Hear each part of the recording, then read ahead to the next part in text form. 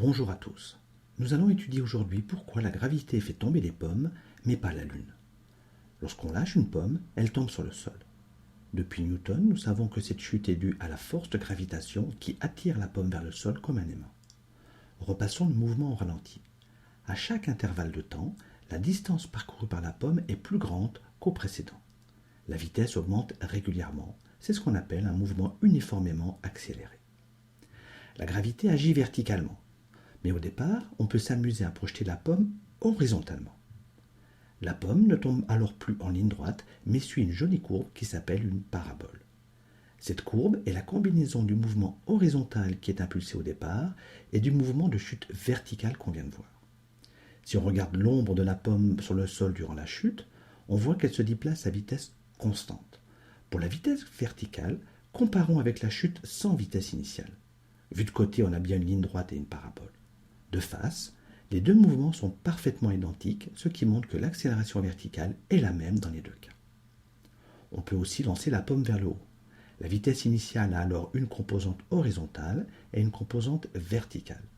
La gravité n'agit que sur la composante verticale de la vitesse et la pomme finit par retomber sur le sol. Le mouvement est là encore une parabole. En vrai, la courbe n'est pas exactement une parabole. En effet, le frottement de l'air freine la vitesse de la pomme et la composante horizontale de la vitesse finit par s'annuler. Lorsqu'on lance la pomme très haut et très loin, le mouvement se termine en chute verticale. Dans la suite de la vidéo, nous allons ignorer cet effet parasite et considérer qu'il n'y a pas d'atmosphère pour ralentir les pommes que nous jetons en l'air. Maintenant qu'on n'est plus embêté par l'atmosphère, imaginons qu'on projette la pomme avec un canon très puissant. La pomme va arriver très loin, à tel point qu'il va falloir tenir compte du fait que la Terre est ronde. Est-ce que l'on a toujours une parabole ? Eh bien non, car maintenant que nous nous plaçons à une échelle plus grande, il faut prendre en compte deux nouvelles caractéristiques de la gravité que nous ne voyons pas lorsqu'on est proche de la surface de la Terre. La première caractéristique est que la gravité n'attire pas la pomme dans une direction constante, mais vers le centre de la Terre.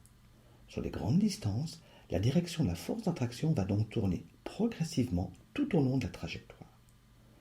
La seconde caractéristique à prendre en compte est que l'intensité de la force de gravité diminue avec l'altitude. Plus la pomme s'éloigne de la Terre, moins la gravité se fait sentir. En tenant compte de ces deux caractéristiques, la trajectoire de la pomme n'est plus une parabole, mais une ellipse. Ces deux courbes se ressemblent beaucoup car elles sont de la même famille. Mais contrairement à la parabole, l'ellipse est une courbe fermée. Si on imagine que la pomme puisse traverser la Terre sans être gênée, elle reviendrait exactement à sa position de départ. Imaginer que la Terre puisse être traversée par une pomme n'est pas très raisonnable. Pour éviter que la Terre ne gêne, il faut lancer la pomme de beaucoup plus haut. En calculant bien la position de départ et la vitesse de lancement, la pomme va pouvoir cette fois-ci faire un tour complet sans retomber sur Terre.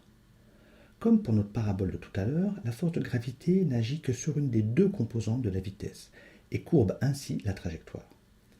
Mais comme ici la direction de la gravité change en permanence, cette courbure referme la trajectoire sur elle-même.